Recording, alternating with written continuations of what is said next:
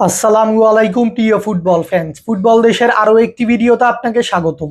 ইতিমধ্যেই শেষ হয়েছে 2026 ফিফা বিশ্বকাপের গ্রুপ পর্বের লড়াই, যেখানে গ্রুপ পর্বে নিজেদের প্রথম ম্যাচে আলজেরিয়াকে 3-0, এরপর গ্রুপ পর্বের দ্বিতীয় ম্যাচে অস্ট্রিয়াকে 2-0 এবং তৃতীয় ম্যাচে জর্ডানকে 3-1 গোলের ব্যবধানে পরাজিত করে এবারের বিশ্বকাপের যে গ্রুপের পয়েন্টস টেবিলে শীর্ষ অবস্থানে থেকেই বিশ্বকাপের নকআউট পর্বে কোয়ালিফাই করেছে বর্তমান বিশ্ব চ্যাম্পিয়ন আর্জেন্টিনা।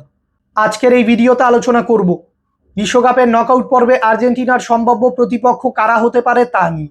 তাই মূল ভিডিওটি শুরু করার আগে আমাদের চ্যানেলে প্রথমবার এসে থাকলে চ্যানেলটি সাবস্ক্রাইব করে আমাদের সাথেই থাকবেন।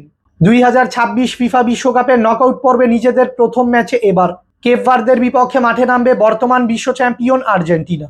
মূলত আর্জেন্টিনা বনাম কেপ ভার্দের মধ্যকার এই শেষ 32-এর ম্যাচটি খেলা হবে যুক্তরাষ্ট্রের মিয়ামির হার্ড রক স্টেডিয়ামে এবং এই ম্যাচটি অনুষ্ঠিত হবে বাংলাদেশ সময় অনুযায়ী আগামী 4 জুলাই শনিবার ভোর 4টায়।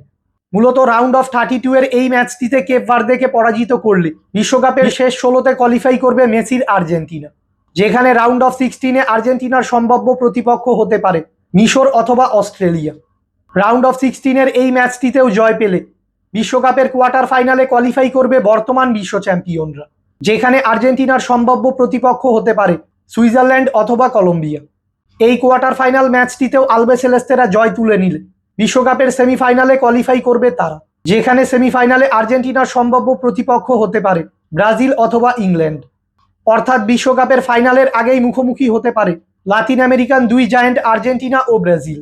হাই ভোল্টেজ এই সেমিফাইনাল ম্যাচটিতে আর্জেন্টিনা জয় তুলে নিলে টানা দ্বিতীয়বারের মতো বিশ্বকাপের ফাইনাল খেলবে তারা, যেখানে বিশ্বকাপের ফাইনালে আর্জেন্টিনার সম্ভাব্য প্রতিপক্ষ হবে ফ্রান্স, স্পেন, পর্তুগাল অথবা নেদারল্যান্ডসের মতো দলগুলো। এবারের বিশ্বকাপে আর্জেন্টিনা কত দূর পর্যন্ত এগোবে, আপনাদের মূল্যবান মতামতটি আমাদের কমেন্টে জানাবেন। ফুটবলের সকল নিউজ এবং আপডেটস পেতে আমাদের চ্যানেলটি সাবস্ক্রাইব করবেন এবং আমাদের সাথেই থাকবেন। ধন্যবাদ।